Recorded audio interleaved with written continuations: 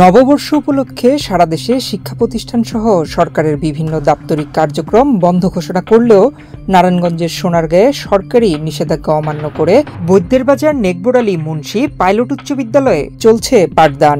সকাল থেকে বিদ্যালয়ের ৬ষ্ঠ শ্রেণী থেকে ১০ম শ্রেণী পর্যন্ত পাঠদান করা হয়েছে।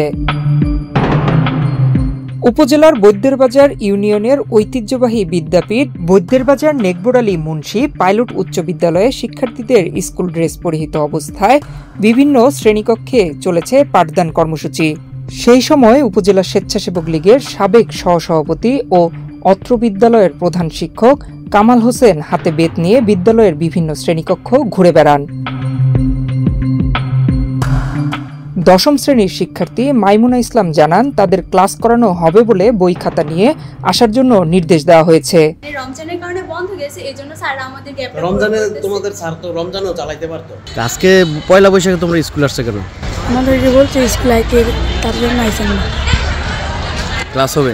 জি, আজকে আসছে, স্যার আমাদের বলছে এটা আমরা আজকে ক্লাসে আসতে বলছে। বান্ডেল থাকলে প্রতি সেনমানিতে টাকা বাঁচবে। বিকাশ সেনমানি বান্ডেল কিনে জিতুন প্রতি লেনদেনে। বিদ্যালয়ের প্রধান শিক্ষক ও উপজেলা স্বেচ্ছাসেবক লীগের সহসভাপতি কামাল হোসেন বলেন, শিক্ষার্থীরা যেন পড়ায় পিছিয়ে না পড়ে সেজন্য বন্ধের দিনেও পাঠদান করানো হয়েছে।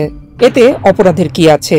আমাদের এই সেন্টার এসএসসি পরীক্ষার এখানে কারিগরি, জেনারেল, বাওবি সব ধরনের কেন্দ্র এখানে কেন্দ্র থাকার কারণে আমরা এই মাসের অধিকাংশ সময় পরীক্ষার সময় বিদ্যালয়ের শ্রেণী কার্যক্রম বন্ধ থাকবে। এই জন্য আমরা শিক্ষক পরিষদে বসে সিদ্ধান্ত যে অন্য বন্ধগুলোতে আমরা বিশেষ করে 9, 10 এই ক্লাসগুলা আমরা তাদের একটু পড়াবো। আমরা যদি ছুটি দিয়ে দিতাম এরা আসতো না। সবাই এসছে, পয়লা বৈশাখ সম্পর্কে ধারণা দেওয়া হয়েছে, পয়লা বৈশাখ উপভোগ করেছে। এরপরে 9, 10 আমরা শিক্ষক পরিষদে বসে সিদ্ধান্ত নিয়েছিলাম যে অন্য বন্ধগুলো ক্যান্সেল, কিন্তু পরীক্ষাকালীন সময়ে বিদ্যালয়ের শ্রেণী কার্যক্রম বন্ধ। সব টিচাররা রাজি হয়েছে এবং অন্য সময় যেহেতু তারা বন্ধ কাটাবে, এই জন্য আমরা বন্ধকালীন যাতে বাচ্চাদের একটু সিলেবাসটা কভার করা যায়। উপজেলা মাধ্যমিক শিক্ষা অফিসার দেলোয়ার হোসেন জানান, এ বিষয়ে তার জানা নেই। এমন একটি দিনে ক্লাস করানো ঠিক হয়নি, বিষয়টি খতিয়ে দেখা হবে।